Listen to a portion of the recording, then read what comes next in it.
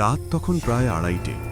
শ্মশানের পাশ দিয়ে চলে যাওয়া কাঁচা রাস্তাটা এই সময় একেবারে ফাঁকা।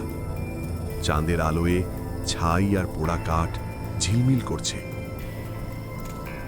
বাতাস নেই, তবু গাছের ডালগুলো ধীরে ধীরে নড়ছে। এই নড়াচড়ার ভেতরে কোনো শব্দ নেই, শুধু অস্বস্তি। সৌরভ রাস্তায় পা রাখতেই থেমে গেল। মনের ভেতর হঠাৎ একটা চাপ। এই জায়গায় কিছু একটা ঠিক নেই, সে বুঝে গেল।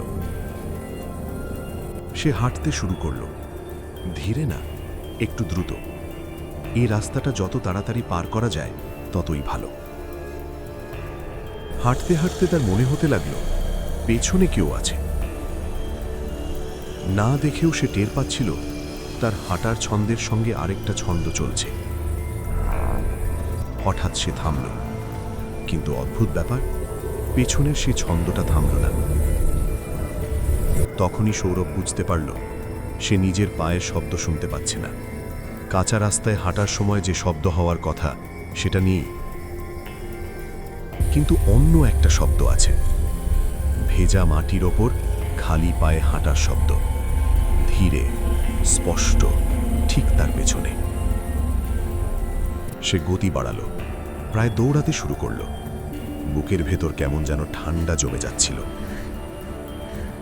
রাস্তার পাশে ছড়িয়ে থাকা ছাই আর পোড়া কাঠ চাঁদের আলোয় আরো পরিষ্কার দেখা যাচ্ছিল। পোড়া গন্ধটা হঠাৎ করে তীব্র হয়ে উঠল। তার চোখ পড়ল মাটিতে। 2 জোড়া পায়ের ছাপ, একটা তার নিজের মতো, আর একটা অস্বাভাবিক। গোড়ালি নেই, আঙুলগুলো অস্বাভাবিক লম্বা। সৌরভ থেমে গেল। চারপাশের অন্ধকার যেন আরো ঘন হয়ে এলো। বাতাস ছাড়াই চারদিকে ধোঁয়ার মতো কুয়াশা জমতে লাগল। পোড়া গন্ধটা এখন শ্বাসের ভেতর ঢুকে যাচ্ছে। সে সামনে তাকালো। রাস্তায় কেউ দাঁড়িয়ে আছে। মানুষের মতো অবয়ব, কিন্তু দাঁড়ানোর ভঙ্গি বিকৃত। মাথা একপাশে কাত করা, লম্বা চুলে মুখ ঢাকা। চাঁদের আলোয় সবচেয়ে অস্বাভাবিক জিনিসটা ধরা পড়ল, ওটার কোনো ছায়া নেই। সৌরভ টের পেল তার নিজের ছায়াটাও ঠিকমতো নড়ছে না। সে থামলে ছায়া দেরিতে থামছে, কখনো আবার একেবারেই নড়ছে না। শ্মশানের গেট চোখে পড়ল, মরছে ধরা, আধ খোলা। ভেতরের অন্ধকার যেন আলোকে গিলে খাচ্ছে। এই জায়গায় এসে তার পা ভারী হয়ে গেল। মনে হচ্ছিল মাটি তাকে ছাড়তে চাইছে না। প্রতিটা পা তুলতে অসম্ভব কষ্ট হচ্ছে।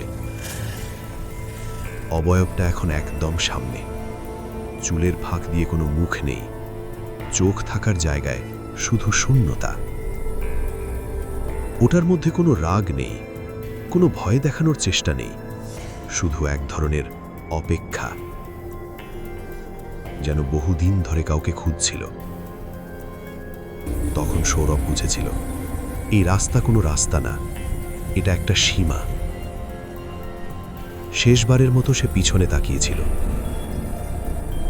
রাস্তার শুরু আর নেই, ফিরে যাওয়ার কোনো পথ নেই। পরদিন সকালে শ্মশানের পাশের রাস্তায় এক জোড়া জুতো পড়ে থাকতে দেখা যায়। ভেতরটা ভেজা, কিন্তু আশেপাশে কোনো দাগ নেই, কোনো লাশ নেই। এরপর থেকে কেউ রাতে ওই রাস্তা নেয় না, কারণ যারা নেয় তারা পুরোপুরি ফিরে আসে না।